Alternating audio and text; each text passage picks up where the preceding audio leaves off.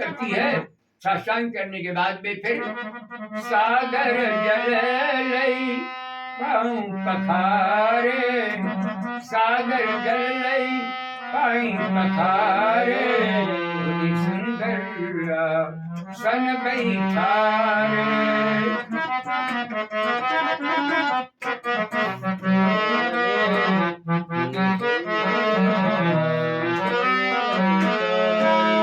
सागर जल लई पाई पखारे, सुंदर सन बैठारे, सुंदर सन बैठारे।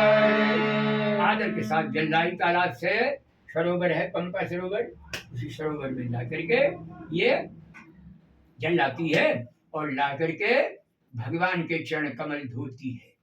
चरण धोने लगी,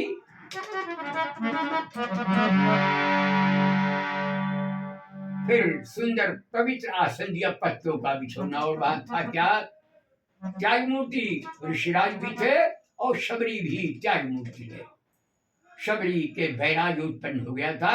ये अपने 10-11 साल की आयु में ही एक अपने घर से दक्षिण को चल दी।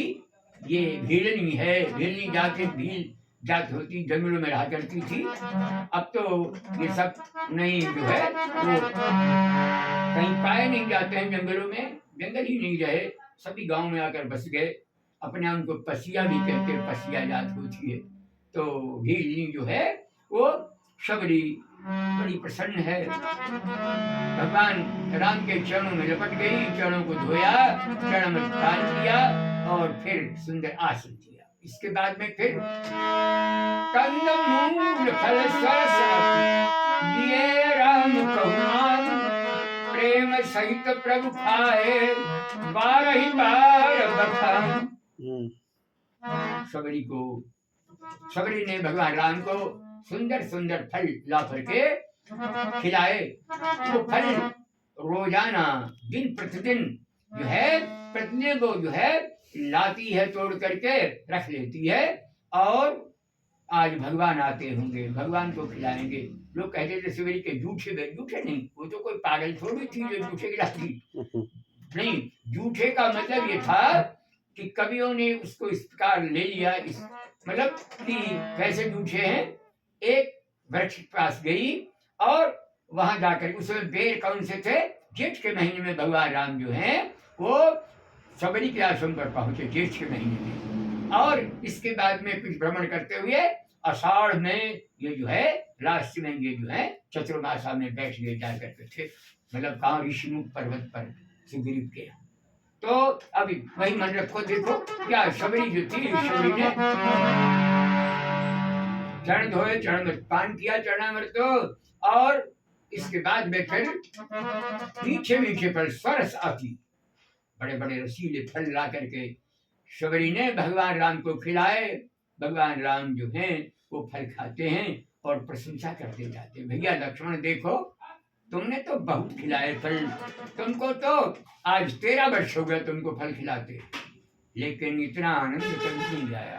राधेश्याम ने भी बड़ा अच्छा लिखा, राधेश्याम भी अच्छे ये, हालांकि अपने कुछ ही जिलों में राधेश्याम रामायण चलती है, बाकी विद्वानों में रामायण तो नहीं चलती राधेश्याम, वो तो मानस ही चलती है, गीता और मानस।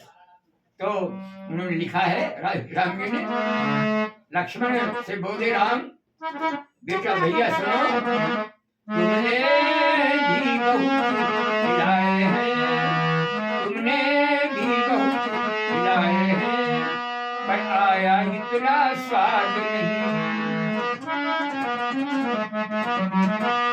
पर आया इतना स्वाद नहीं, तुमने भी बहुत खिलाए हैं,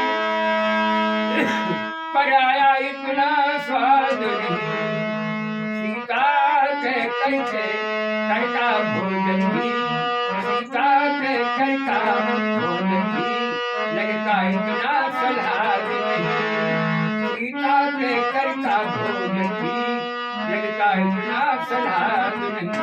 भैया लक्ष्मण तुमने तो बहुत 13 वर्ष हो गया तुमको ला करके फल खिलाते, हम तो क्या सेवा में रहा करते थे लक्ष्मण। जब भगवान राम मन को जाने लगे तो तो लक्ष्मण जी ने भी निवेदन किया, भैया मैं भी चलूंगा। तो कहा नहीं, पहले माता से आज्ञा लो। माता सुमित्रा के पास पहुंचे। माँ सुमित्रा के पुत्र है लक्ष्मण जी, लेकिन 12 तेनी की हितपति मानी लक्ष्मण जानी, लक्ष्मण रामचरण रति मानी। तो प्रेम रहा, लक्ष्मण जो है भगवान राम के चरणों में अटूट श्रद्धा और विश्वास और प्रेम। अब पहुंचे, मैया मैं प्रभु के साथ जाना मांगता हूं। माता प्रसन्न हो गई, बेटा अवश्य आओ। क्यों? तुमने हमारी कोख सार्थक कर दी। पुत्रवती युवती जग सोई, रघुवर भगत जासु सोई। वही नारी पुत्रवती है जिसने भगवान का भक्त पैदा किया, भगवान का और भक्त नहीं पैदा किया। तो बड़ा अच्छा आगे बताया गोस्वामी अगली चौपाई में कि अगली सूक्ति है उनकी कि न तरु बांझ भली बादी बियानी, न तरु बांझ भली बादी बियानी, राम बिनु को सुत पे ही तुहानी। अगर भगवान का भक्त नहीं पैदा किया तो बेकार रहा पैदा करना। फिर पैदा नहीं किया, बाद बियानी, बियाता कौन? गैया बियानी, भैंस बियानी, छिया बियानी, बकरी बियानी, आज ये पशु संज्ञा में चली गई माँ।